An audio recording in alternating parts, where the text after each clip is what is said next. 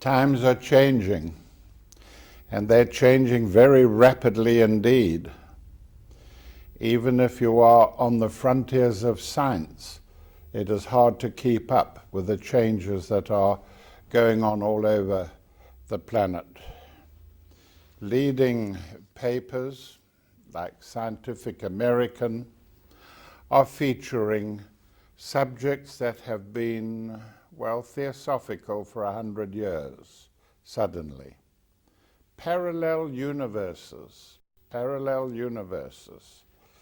The suggestion that there are universes in existence which somehow or the other, somewhere or the other, are able to act as the complementaries to the solar system, even to the planet Earth. An extraordinary conception. A conception which brings into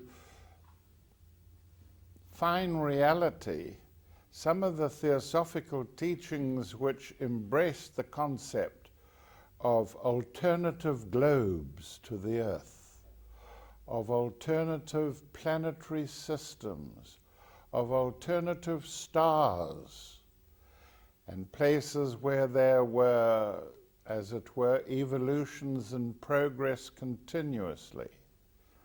Out of all this, and here's another one, the new magazine in London, which is Focus magazine, talking about parallel universes.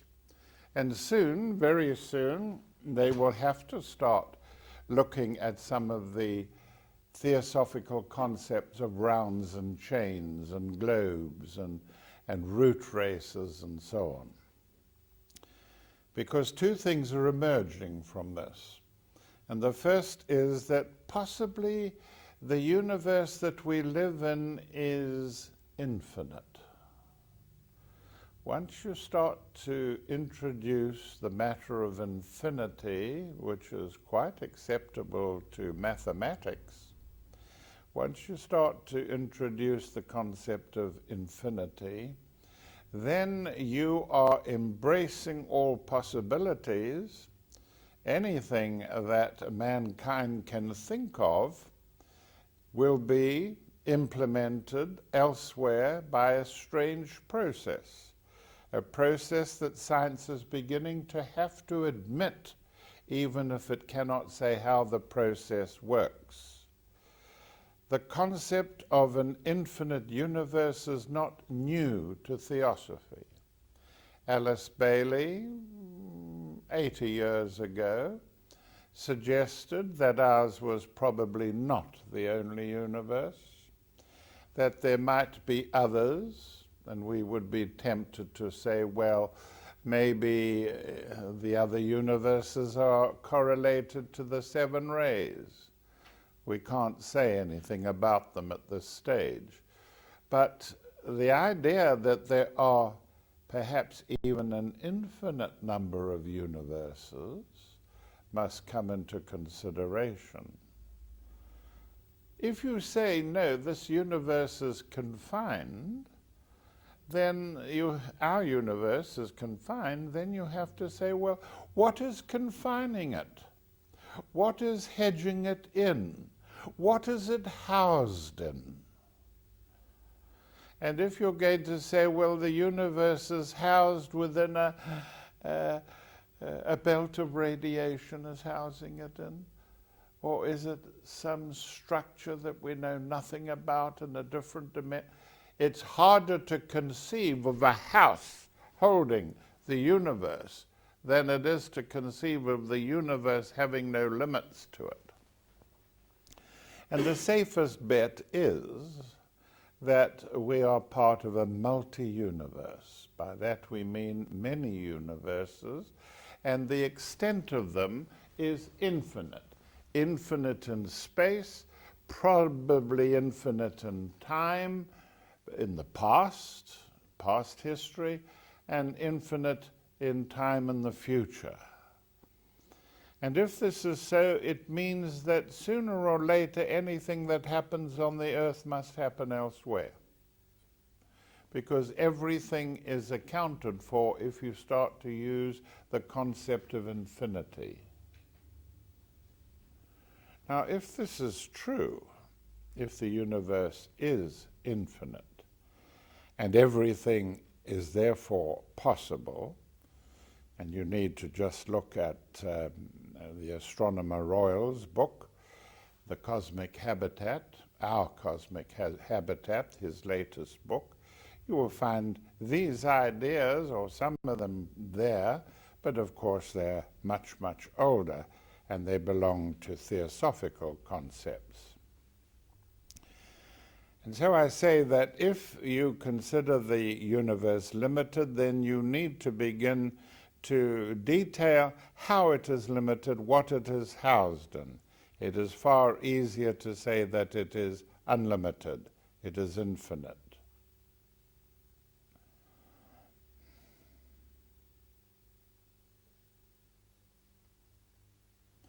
It suggests that there is a point beyond which light cannot pass. We mean by the use of the term infinite that conditions on this solar system or in this galaxy will be constantly moving outwards in terms of light. Let us see what we mean by this concept. If we say, for instance, that this was the Earth around about 1815. That was the year of Waterloo. The British should know when that was.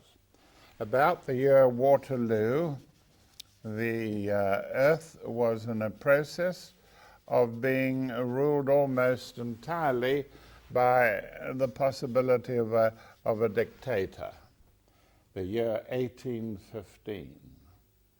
And that image of what was going on the earth in terms of light and color and heat and so on, that image of what was going on the earth was radiating out into space at the rate of 187,000 miles per second, is it? Isn't that c squared? No? C squared, never mind. The c of c squared, I should say.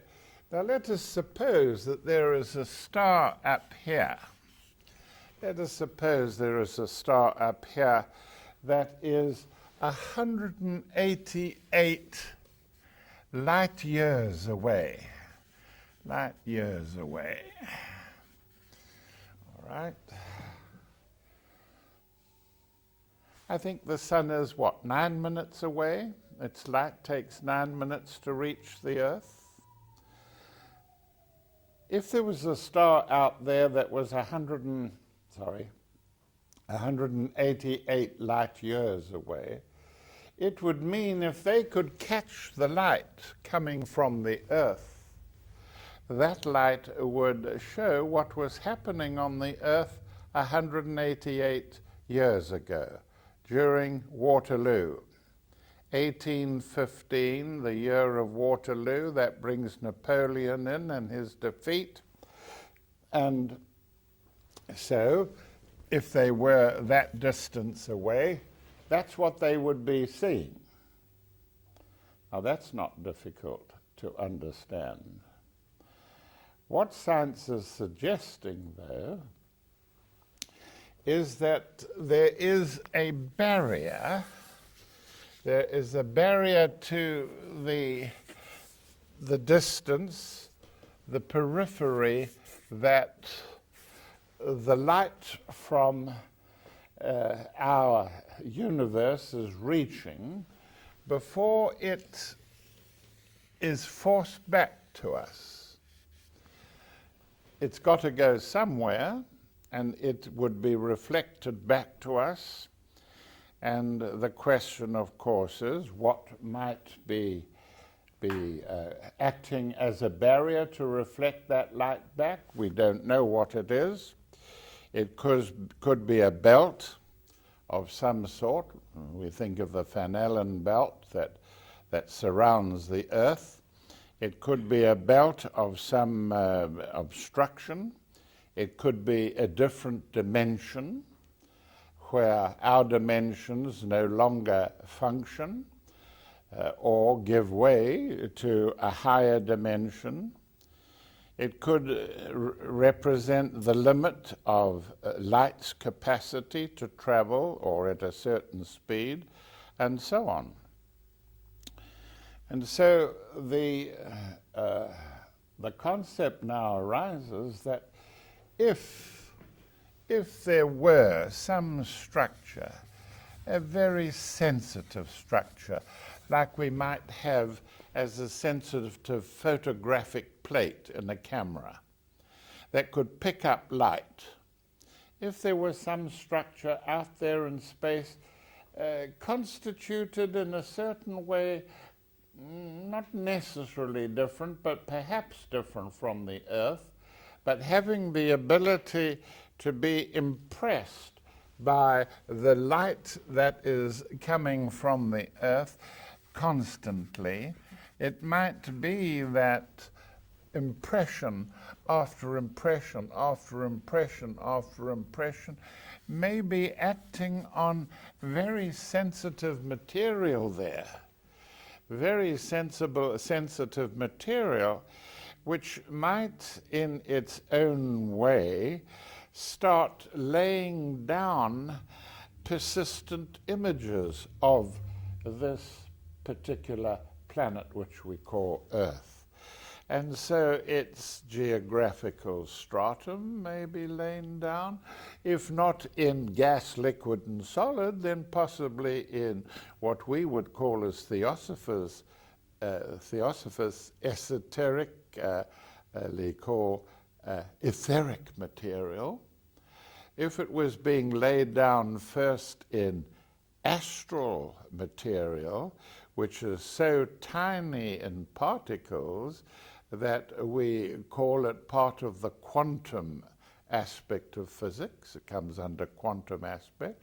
Tiny particles that may exist as particles one moment and exist as waves the next moment.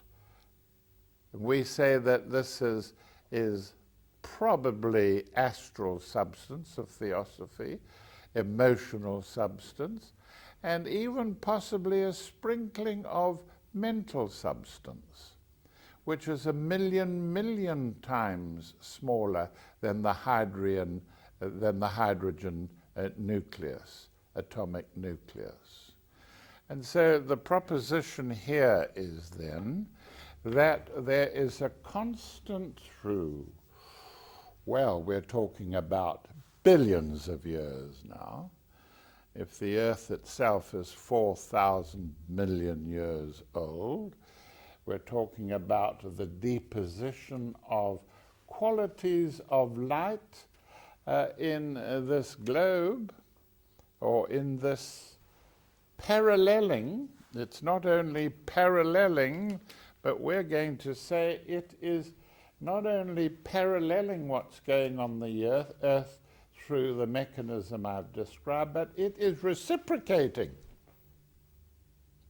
It is reciprocating. And this ties up with the laws suggested in observation, that what I observe, I change by observing it.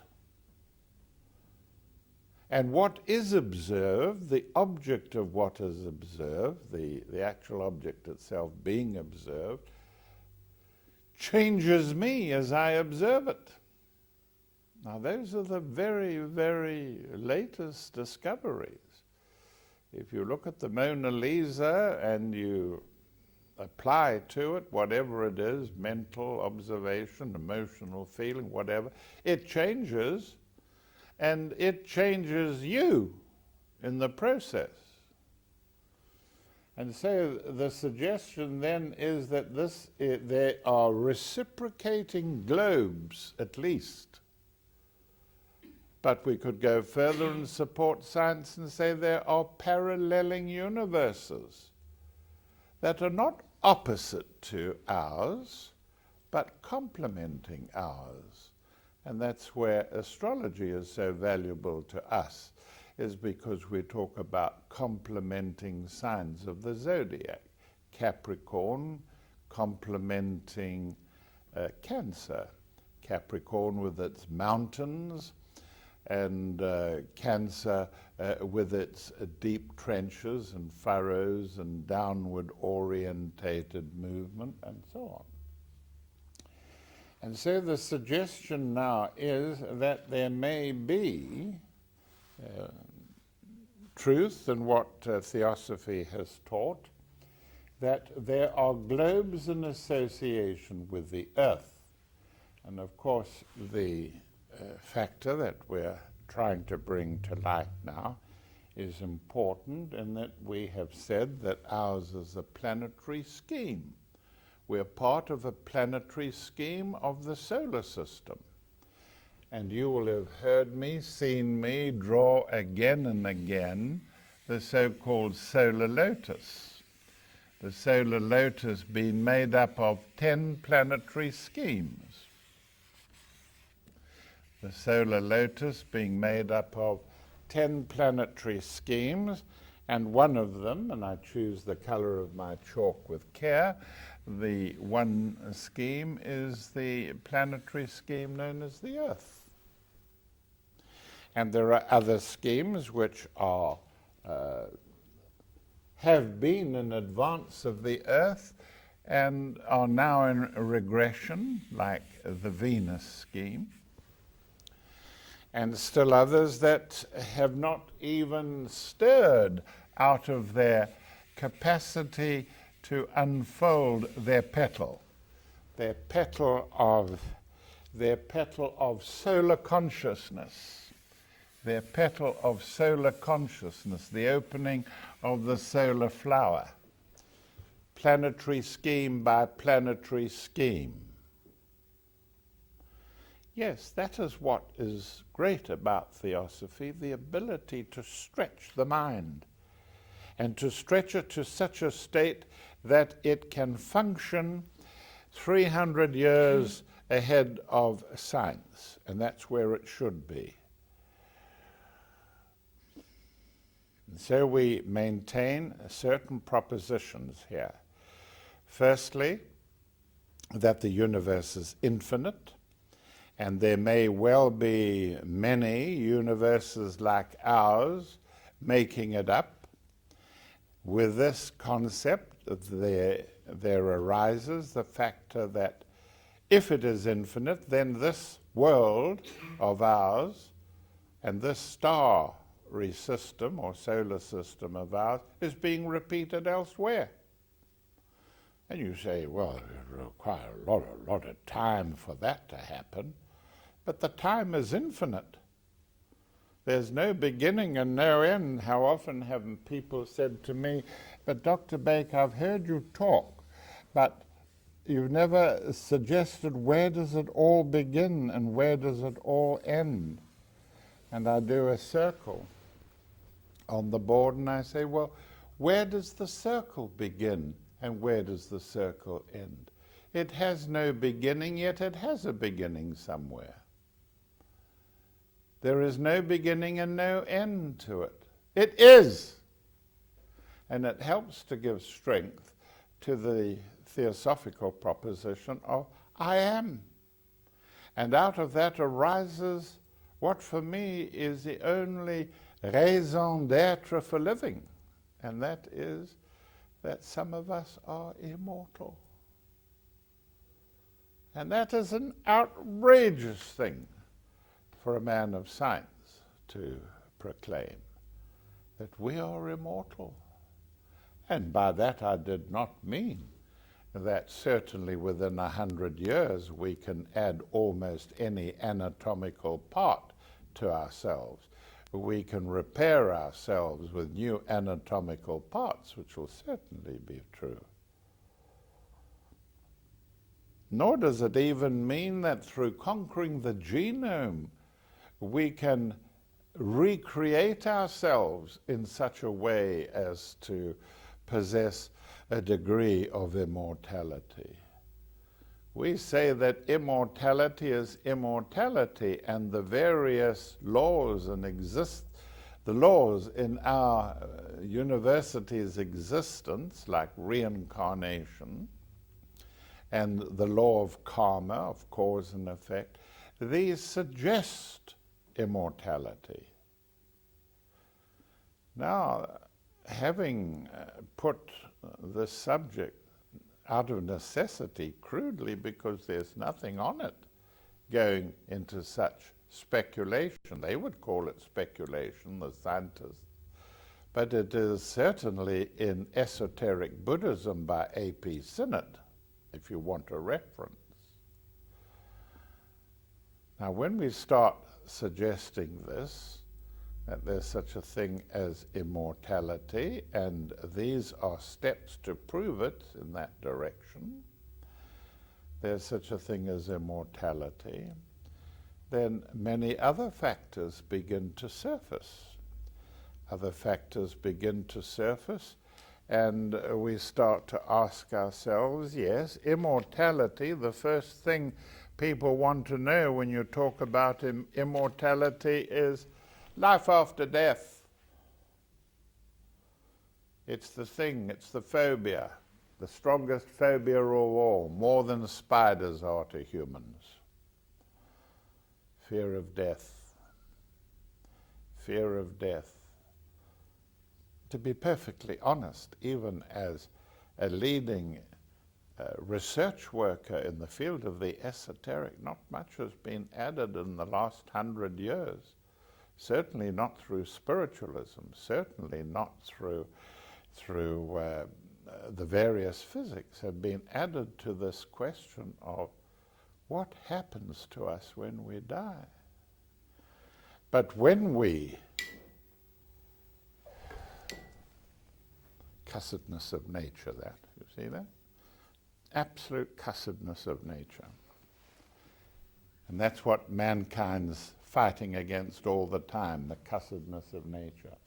But once we start introducing the idea of an infinite dimension to the universe, of possible paralleling or complementing globes and galaxies and structures, then the matter of immortality becomes more real.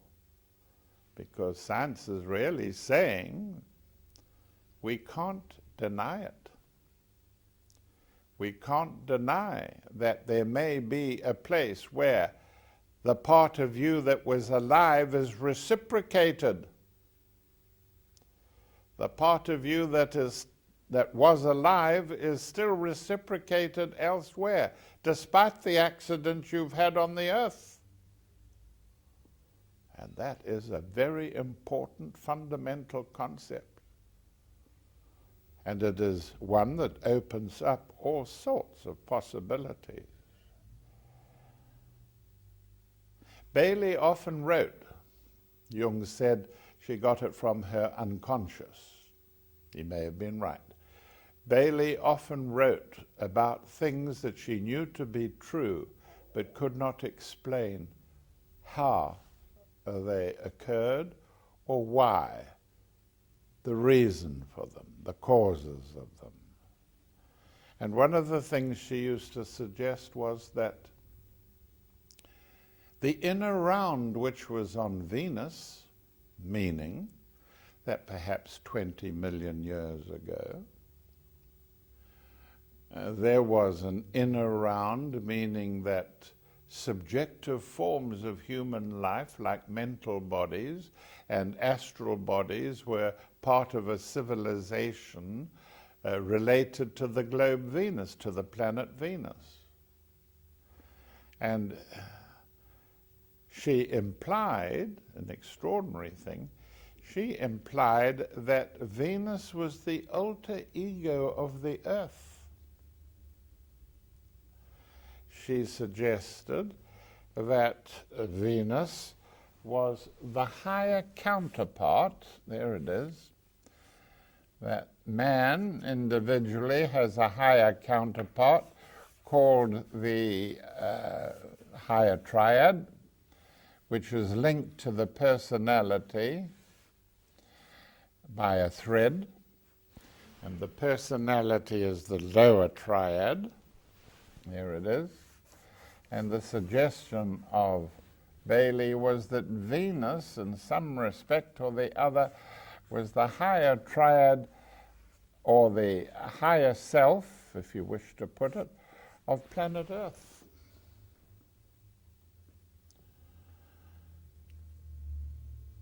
Spiritual unfoldment on the planet, as I recognize it, as Theosophists recognize it, is the growth of certain spiritual organs which are required in order to apprehend and share in higher spiritual activity, and in order to reach beings higher than man. And so part of the spiritual effort on this planet is directed towards this prospect, that we have a third eye that needs to be developed, that we have 3 centers in the head that need to be developed together, and ultimately enabling a region of the brain to be receptive and to allow the third eye to open, and also, more important than anything, the development of an antakarana. The development of an antakarana. By that we mean that the lower mind must be encouraged by circumstances on the earth to such an extent that it says, no, this is not what I want on the earth. I want something more than this. I am not this personality. I am a higher being, and I'm going to reach that higher being and identify my personality with that higher self. That's what it's all about. And by that very act or intent, there starts to be developed the building of the antakarana, but it is with lower manas that it begins. And so we begin to build an antakarana which enables us somehow or the other to reach beings at a higher level in higher manas, who manifest atma, spiritual will, and this is higher manas, and this is buddhi.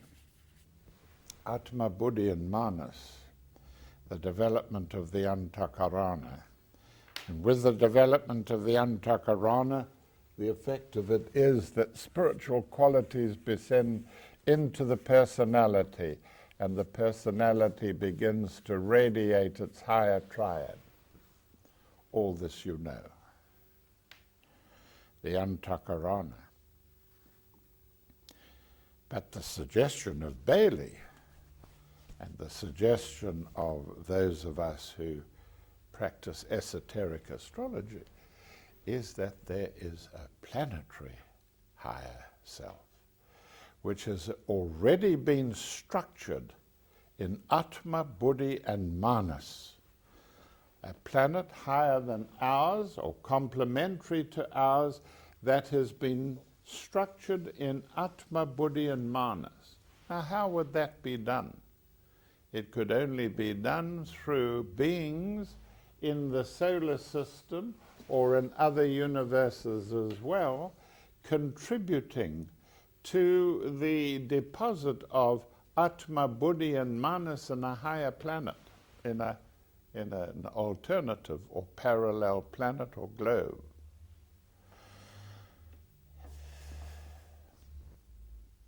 And that brings us closer to the concept of, is survival after death a reality? Because according to Theosophy, you can survive there.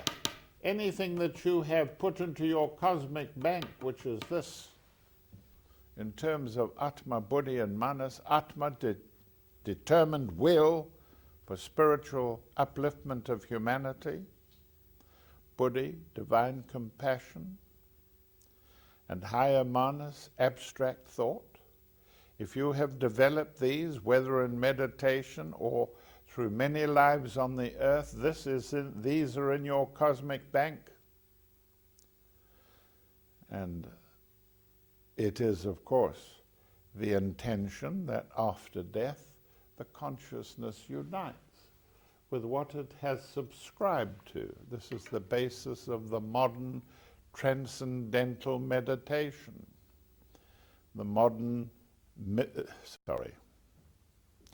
This is the basis of the modern psychology, transcendental psychology, a psychology that teaches that some of us, or part of us, survives death, and that we can become one with that part in the period between lives. But the matter of alternative universes and globes sheds more light on this extraordinary subject. The relevance to our seminar here tonight is that the sort of things I have been talking about here can only reach us through dream life at the present. The dreams that we have change as the stresses of the world change, as our own spiritual enlightenment progresses, as we become more able to operate in both worlds at once, then our dream life changes, and we are led to understand some of these hidden factors which may lie in the spiritual part of the collective unconscious. And so we talk about dreaming and we talk about visions, and people that have had staggering experiences only because they were able to remember their dreams and are quite convinced that these dreams were important indeed. And so this is what we mean when we start to think about paralleling universes. You know, there have been immense minds put to this subject. We are not alone. We are not just the forefront of a single probe into, is there such a thing as immortality? Wonderful minds, in their own ways, have contributed to the research into this field. I'm looking now at the life of Emanuel Swedenborg, whose diary really is one packed with dream experiences which overlapped with psychic knowledge of the psyche, I should say. He had every type of dream, and he wrote about his inner experiences in a spiritual diary.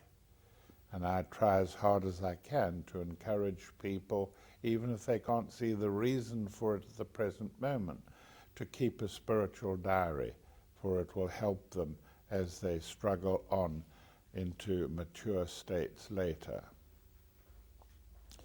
Swedenborg described what he saw of the subjective worlds. Scientists, many of them say, although there's a Swedenborgian society of which I'm a life member,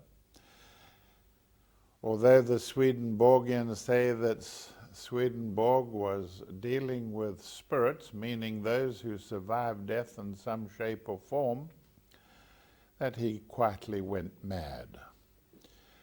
He was a scientist, began life as a scientist. He came from a wealthy family. He was well placed. He was honored. And he did marvelous research work in anatomy, wrote a 4-volume treatise on the anatomy of the brain in the 17th century. Wonderful person. But there were those who said he was mad, and that his description of heaven and of hell states were indications of his madness. Theosophists believe he was an initiate of very high order. Swedenborg undertook great projects, enormous projects, not just his spiritual diary, which is a massive work. If you're going to start it, don't start it unless you can put 5 years of work into it. And then it would be worth your while to go into it, but it is demanding. How did he see the inner worlds? His dreams constantly fed him. He saw the inner worlds as being part of God, part of the divine. And just as we have hard bones and nails and hair and other structures, God himself was an immense being incorporating all the humans on earth and their consciousness. And he related to this great image of God as, or we refer to it as a leviathan made up of humanity. And so he would describe anyone that he met in the inner world, spirit in the inner world, he would describe them in terms of what their function was, if you like, a soul's purpose. But the function was related anatomically to this leviathan, which was the divine. And so there were those who purified the input of psychological factors into the planetary consciousness, and he compared them to the cells of the kidneys, where purification occurs. That was their function. And those who were correlated to the neurons of the brain and the muscular content and so on. And so his was an endeavor to see a whole picture, a holistic picture of the divine in terms of a leviathan made up of thousands and thousands and thousands of spirit forms of humanity. And so minds like that have been interested in the whole subject of dreaming. It is my contention that if you practice one of the abstract sciences related to higher manas, like esoteric astrology, you will or can orientate your consciousness towards knowing what your soul's purpose is, knowing what the purpose of your higher self in this particular incarnation is. And by certain formula processes in which you push, you propose, you proposition the rising sign of the horoscope to your higher self through the antakarana, which you've been building with meditation. If you propose in your spiritual diary Aquarius rising and any other astrological formula from your horoscope, then you will receive back from your higher self indications of what its intent is in manifestation of the earth, in its manifestation on earth, I should say. Makes me smile when I hear people say, I don't want to come back into incarnation poor again. I'm sick of being poor. I'm sick of being ordered about. I'm sick of this and sick of that. It has nothing to do with the little current personality that happens to be existing at this time. It is a soul matter. It is the higher self that's going to decide what lessons need to be learnt in the particular life. And so transmission of the soul's purpose, the higher self, can be propositioned. You can proposition it to the higher self. Tell me, what is my soul's purpose? You won't get it in a rush and in totality immediately, but it will be passed to you so long as you take the accurate rising sign from the horoscope and place it on a blank page in your spiritual diary and watch what comes through. That, of course, takes us to Swedenborg's symbols of dreams. Swedenborg had many symbols that he used. So have I, and I think you've had a handout of my own symbols and dreams.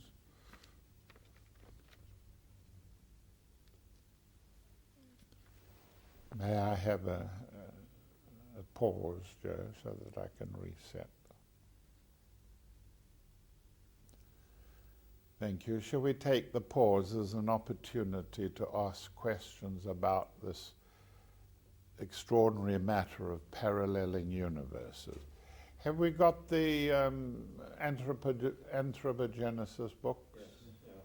Would you give one out to each, please? Does anybody know anybody else in Theosophy who is teaching rounds and chains?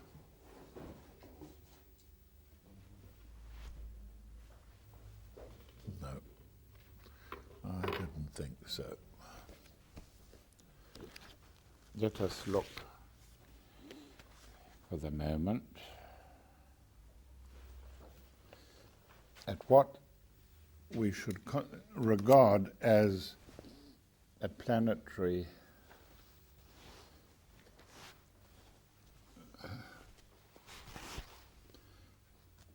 a so-called chain of globes. That's what I want you to look at.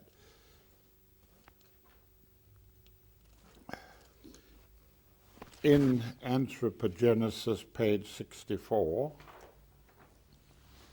we have the Earth chain of globes, suggesting that of the seven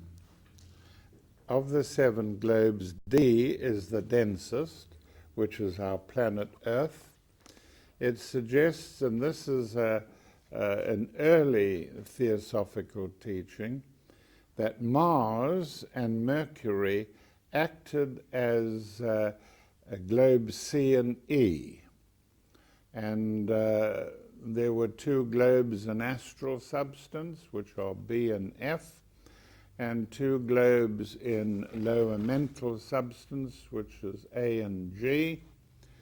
And by inference, what I just taught you, the suggestion is that there would have been a higher input from higher Manas, Buddhi, and Atma, probably from the Venus chain. So, however, this is generally regarded as wrong, fallacious, that Mars is not globe C of the Earth chain, nor is Mercury. Now take a look at Earth scheme on page 61 for various reasons, and I'm patting the Earth chain now, Earth scheme rather. These are planetary schemes, and that's one petal that you've got there. It's the Earth scheme, and there's the Venus scheme, and the Pluto scheme, and the Jupiter scheme, and the Neptune scheme, and so on. And the opening, the stirring of these petals, and we must say that the Earth scheme's petals are petal is certainly being stirred at this time, constitutes the opening or unfolding of the consciousness of the solar being. And so what we've just looked at a little earlier, the 7 globes, are there right at the densest point of concretion. You can see Earth is related to globe D in the densest of the systems, but that represents 1 petal. So there's no arguments about it, that Theosophy has been contemplating parallel globes and universes from way, way back, long before science even thought of them. Now turn back a page to page 59. And there you will see the Earth scheme number 3 that you've just looked at, and all the others in position, 10 planetary schemes, making up the solar system. And you can understand how this caters for many expressions of consciousness. If you say, well, you talk about infinity, the universe and infinity, and that everything experienced on the earth must or can be reproduced elsewhere or can be reflected elsewhere. I say yes. And you say, well, how can you show that? My answer to that is, look at page 59, and you will see how 1 star, the solar system, 1 star may present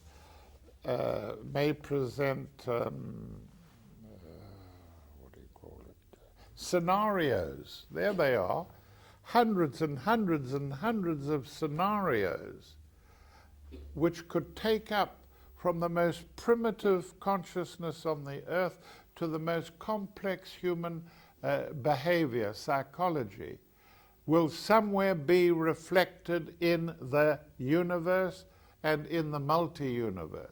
It's got to be. It's got to be, because there is endless time and there is endless space. Yes, there is one more picture that I wanted to draw your attention to, but I'm obviously going to be frustrated over it. But the solar system, our solar system, as depicted there and in my colourful picture here, is a tiny part of the universe that we know of. The complications of rounds and chains that make up the giant star Sirius are worth looking at. Somewhere they exist in theosophical works. I don't know where. Theosophy used to have wonderful maps of rounds and chains. I did my best to rescue them and maintain them in the stream of things. Can we close that for the moment? Now, what about some questions? What I've tried to do here this evening so far is to show you that there has been a dramatic change in theosophical understanding of theosophy, and has to be. And there will be a swing back towards theosophy because scientists have got nowhere else they can go. They must posit that there are other universes, globes, and they will turn to any teaching that already exists on the planet as to where these could possibly be. Theosophy suggests there has been extra-systemic intervention in the Earth scheme. By that we mean that the planet Earth, from time to time, has had intervention from a more advanced globe, either in its own scheme or from a scheme that is more advanced, associated with a planet like Venus. And so when we talk about the visitation of the Venusians, which after all was meant to get science to look at this possibility that there could be a cause of flying saucers, that there could be a possible intervention on the Earth by a more advanced civilization. That was all it really achieved, but it did something.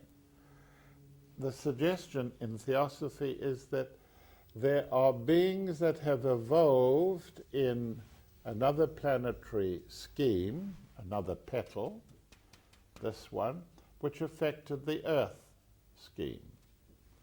And so from some globe, some say the second globe of the Venus chain, some say the fifth globe of the Venus chain, or both, there was an intervention on the Earth around about the time of the third root race.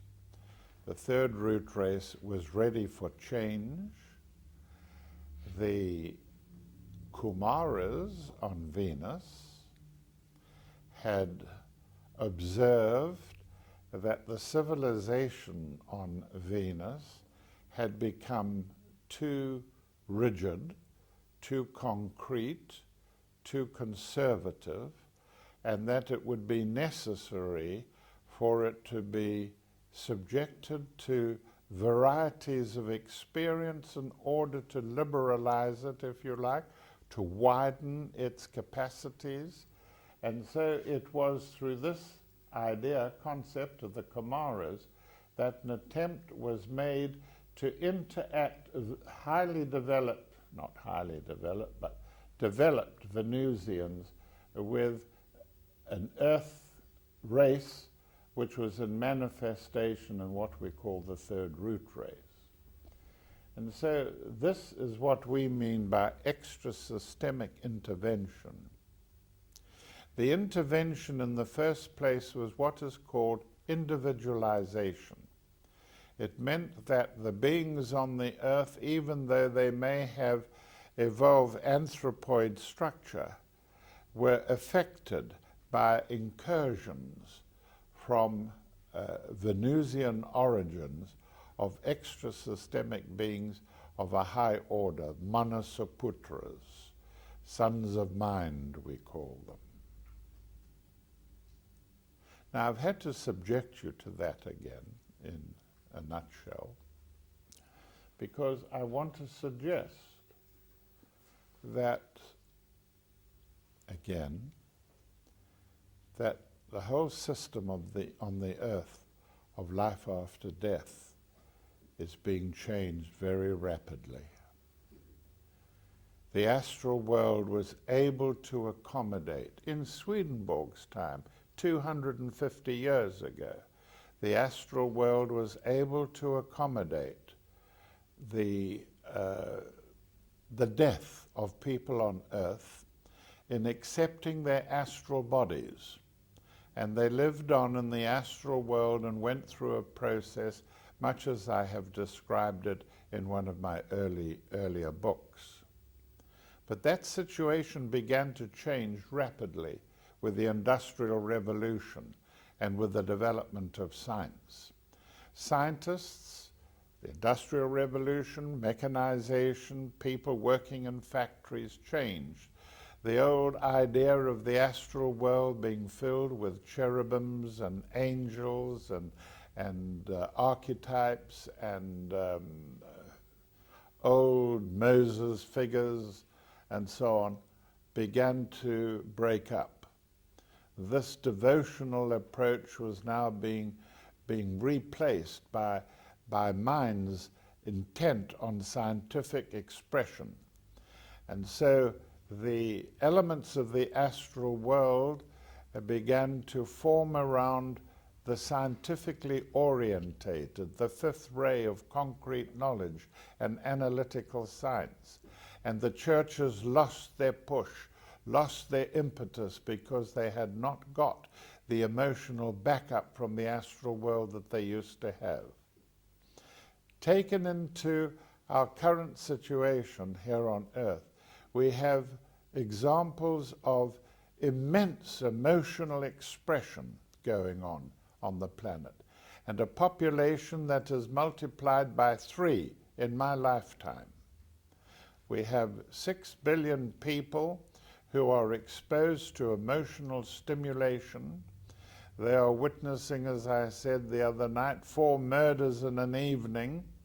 They are experiencing the finest singers, concert singers, and so on. All things which are emotionally stimulating, and the astral world has been deprived of emotional substance and energy. It has begun to form around humanity as they are alive. With death of humanity, death of human beings, the necessity to move into the astral world some distance in your astral body is now being replaced. People come out of their bodies at death and they live in the precincts of their body and their environment. But there is another method of survival which I need now to bring to your attention.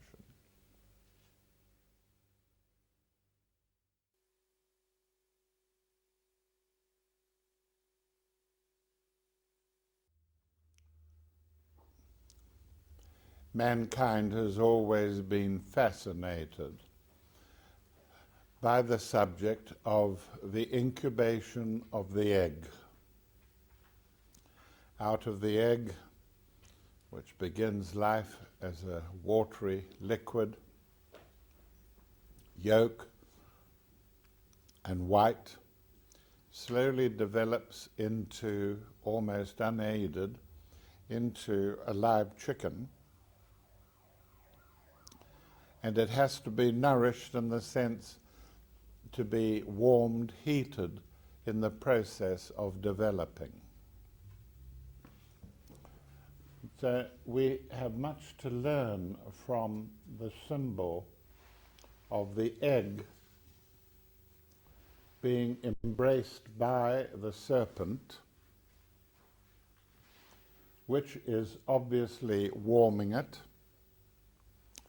and bringing to birth something separate from itself.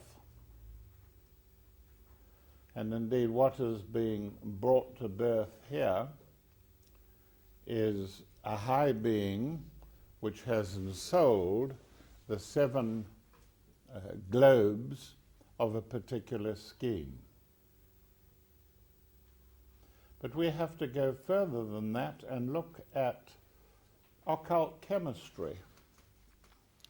And occult chemistry is based on the proposition of certain lines of force that seem to be more or less electrical, that there is a central basic flow of force, and thereafter there are coils of force wrapped about it. And that is seen here in the serpent and the egg. The book is indicating for you the growth of human consciousness in terms of the root races of mankind. At the moment, we are in the 4th round, and by 4th round we mean the 4th circuiting of the round of globes that make up an Earth scheme. We're in the process of the 4th round. In the 4th round, there are 7 root races, starting from the bottom here, 1, 2, 3, 4. We're in the fourth round of in the fourth root race of the fourth round. And so there's a double 4 there. By this we mean that the first life wave encompassing the egg of humanity is on the first ray of will and power, and is favored by fire, and favored by will and atma and power. Then the round of humanity goes into its second phase. But in the first round there are 1, 2, 3, 4, 5, 6, 7 subraces. And so the first root race on the earth has 7 subraces. Then in the second root race there are 7 subraces. And in the third race there are 7 subraces. And about here there is the process of individualization.